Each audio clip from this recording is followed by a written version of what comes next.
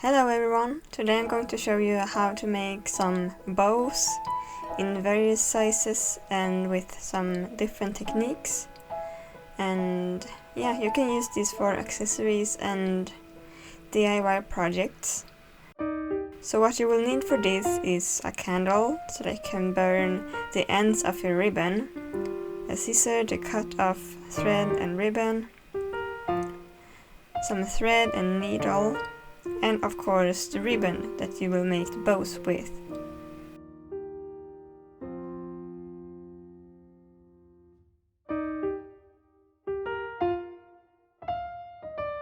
So we are going to start with looking at some different kind of bows that I have drawn out so that you can see what kind of stuff that you can make. Just some inspiration before we start. So for the first bow I'm going to use this purple ribbon and some purple thread. I think this ribbon is about 1 centimeter thick. And we are going to do a double thread, so you basically fold the thread in half and then you thread through your needle with the loop that you made. And this is really important that you do because it will make your life so much easier.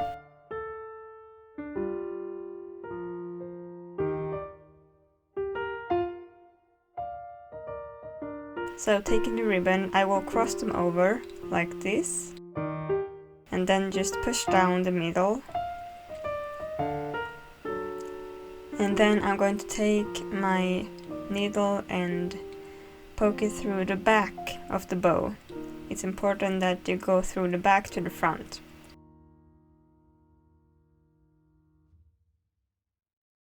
And then you go back again to fasten the thread by pulling it through the loop. And this is the reason why we use double thread, because it is so much easier to secure it this way.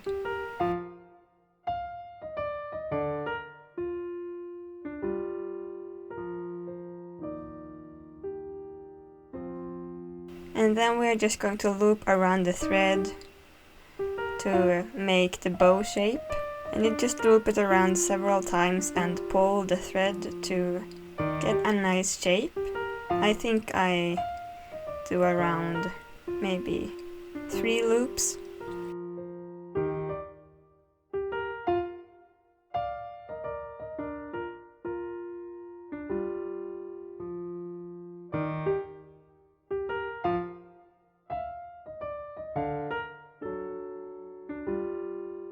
And then I'm going to thread through the loops just to secure them. Make sure they don't go anywhere.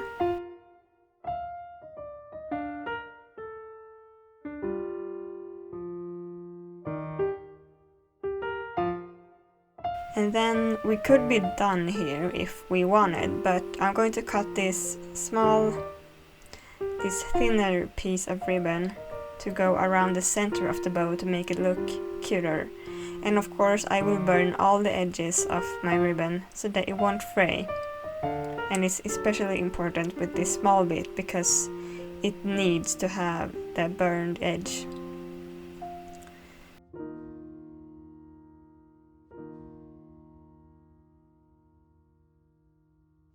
And I'm just going to fasten it to the back of the bow while holding it down in the front with my finger. And I'm going to fold over the edge actually to make it look a little prettier. You can skip this step if you want, but I always fold in the edge when I can. I think it looks much better. And I think I use around 3 or 2 stitches to secure this little piece of ribbon. You don't really need that many. It will just be bulky if you do too many, actually.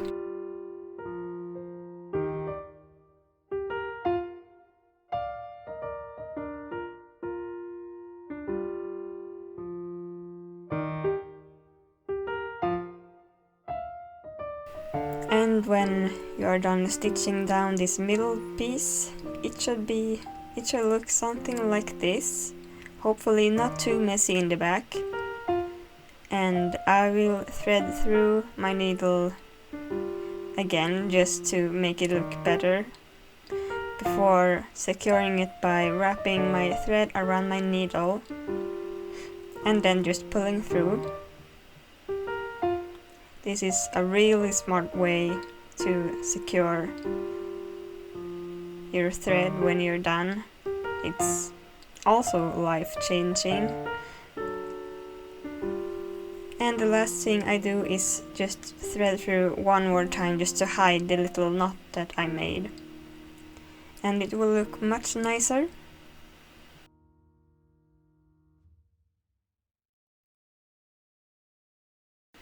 So that will finish the bow. The first one. It's really simple but I think it's cute. I made it really small, but you can make big ones like this also if you want. And you can experiment with the length of the ribbon as well.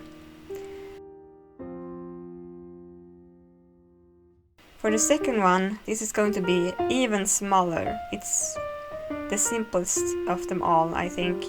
So you just fold the ribbon in half like this, and you have the ends at the back. So you just cut at the length that you like your bow to be.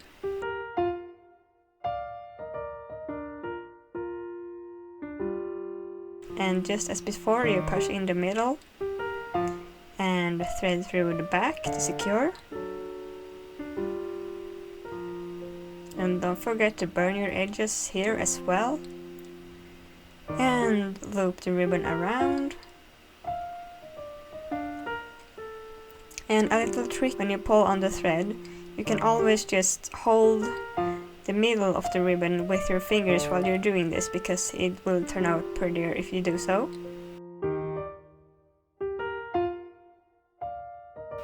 And this is just going to be a simple design. I don't use this design that much, but I'm just showing you some examples of what you can do. And of course I am attaching a middle piece to this as well, but you could skip that if you are lazy or you think it looks better. Sometimes it actually looks better if you don't have this middle piece, especially if you're doing really tiny bows. It can just look better if you have thread in the middle instead. And it is quite a lot of job to attach this little piece, but I think it makes it look much nicer.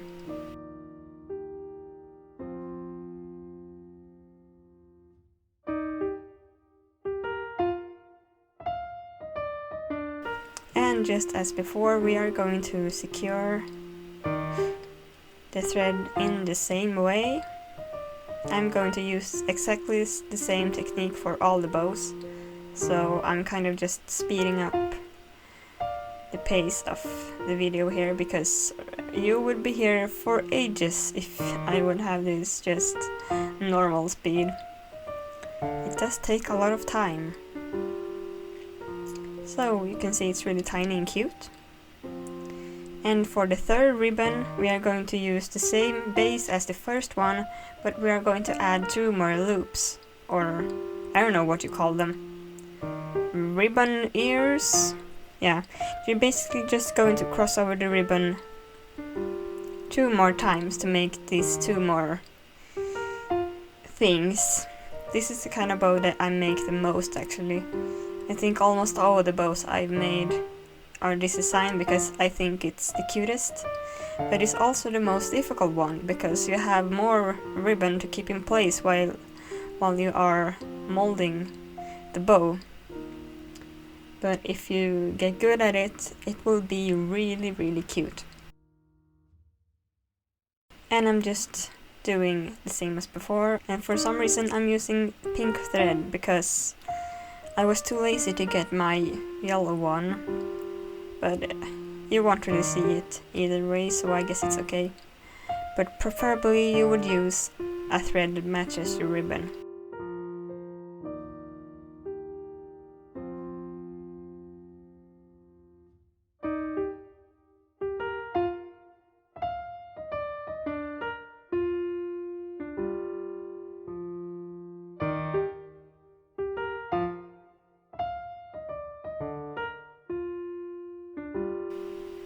And again, just as before, I'm folding in this little edge to make it look much neater at the back.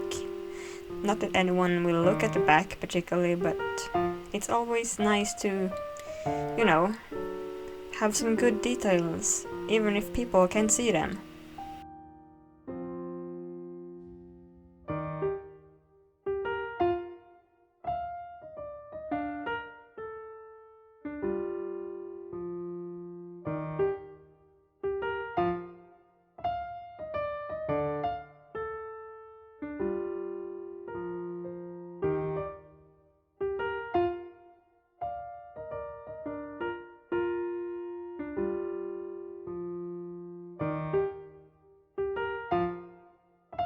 And then this bow is also done. I will just snip off the thread, and yeah, here we have the yellow one. I think this is the cutest kind of bow.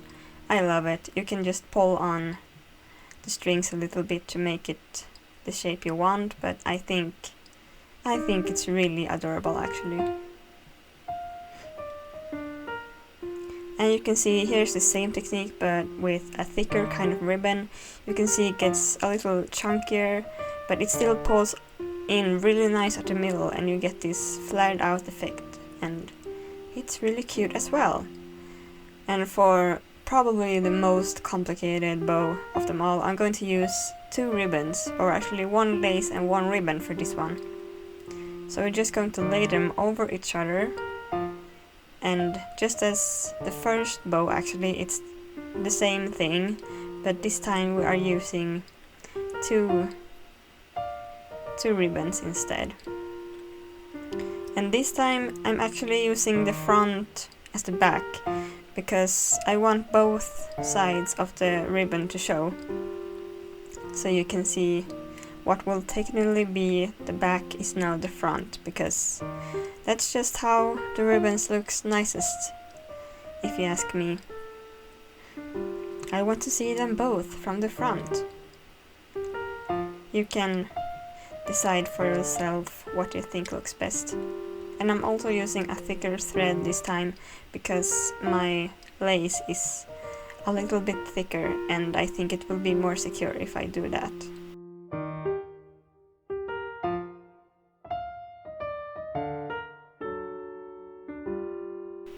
So this is how it looks.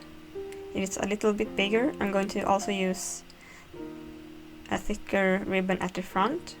This is also up to your taste, how thick you want your middle part to be.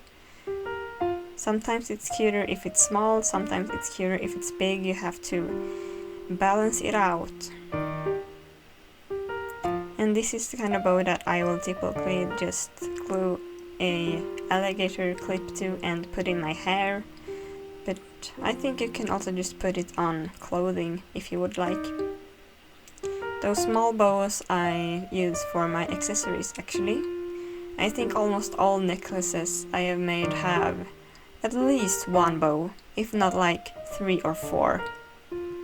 So yeah, you can imagine how much time it takes to make all the accessories and ribbons, but you don't really think about that because it's just a nice bow, you know? Nobody thinks about who made that bow and how much time it took, but now when you hopefully make this, you will know the pain, physical pain of poking your fingers with needles, because you will do that if you make bows, I promise you.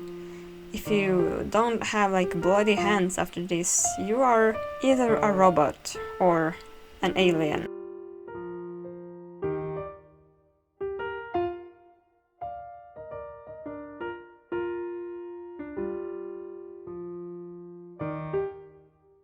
But yeah, I'm just going to show you the bows that I made. They are all pretty tiny, as you can see.